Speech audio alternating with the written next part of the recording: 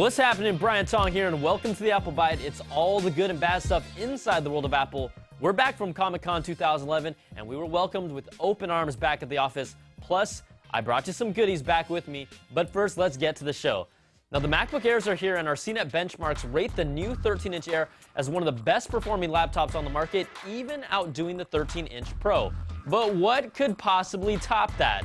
Well, Mac Rumors reports the Big A is currently working on an ultra-thin 15-inch MacBook notebook, and it's already in the late testing stages. Apple did tell us that this was the direction they were moving forward with after the very first MacBook Air release. The unofficial web blog claims this will be the next MacBook Pro line with a 17-inch model also in the works. Now, there's no timetable for release yet. The last update was in late February, and even if they did update it, it would be at the end of this year, so don't hold your breath for them anytime soon until we get some more real information. But does it make sense to completely remove the optical drive on the Pro line and limit you to purchasing apps only through the Mac App Store so that Apple gets a larger cut of the profits? Of course it does.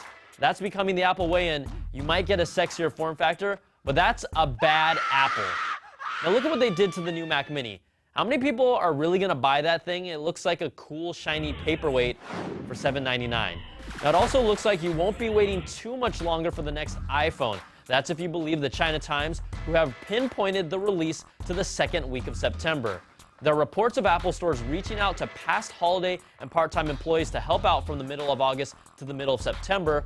The China Times also reports that the iPad 3 may be delayed until Thanksgiving because of component shortages, but I'm still saying it's not coming this year. Apple doesn't need to release an iPad 3 just for a higher res display and a little speed boost 6 months later.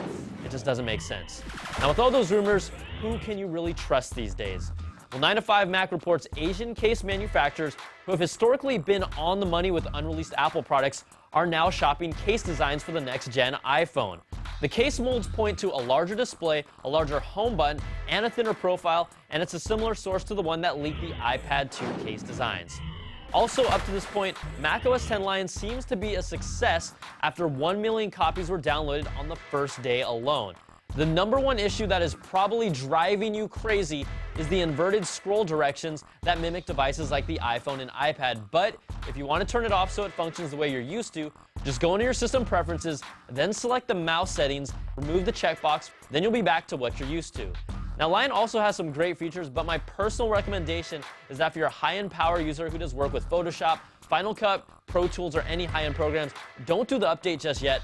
But if you're more of a general user who uses the iApps and word processing, the update will be worthwhile. There are also people who have had trouble during the upgrade process, so Apple has released a new update. It's a patch for macOS 10.6.8 to fix this, and you'll probably want to get this if you haven't already. All right, let's take a quick break and show you how to use one of the best features in Lion called versions. With macOS X Lion, you get autosave and versions, two new features that are going to save you a lot of trouble when it comes to editing documents. With autosave and versions, you don't have to worry about losing any unsaved work. Let's open TextEdit to show you how it works.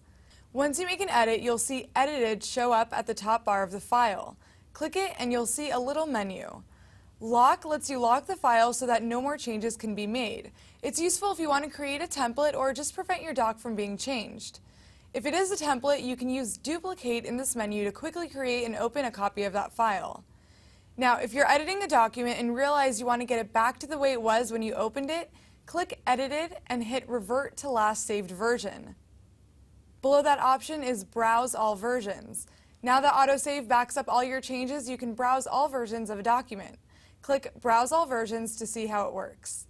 Right now, only a few Apple-branded apps like TextEdit and iWork support autosave and versions, but hopefully other apps will be updated to incorporate these features.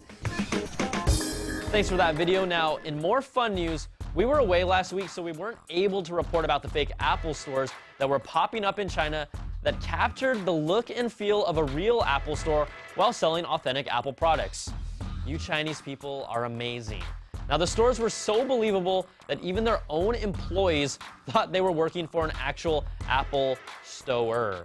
Now, 2 of the stores have been closed, and not because they're completely ripping off Apple's retail design, but due to a lack of proper permits. Also, Apple might one-up the stores with one of the best Jedi mind tricks of all time.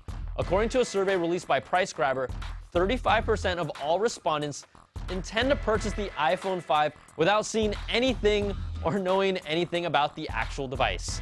59% of the people said battery life was the most important feature, and 46% of the respondents said 4G was an important feature, especially after a few episodes ago we told you how many users think their iPhones already have 4G. All right, let's announce our giveaway for the MIC Gadget keyboard, and the winner is Chris from Albuquerque. He went deep into the archives to find out some of the brands that I rock, and he'll be receiving the awesome Bluetooth keyboard case combo.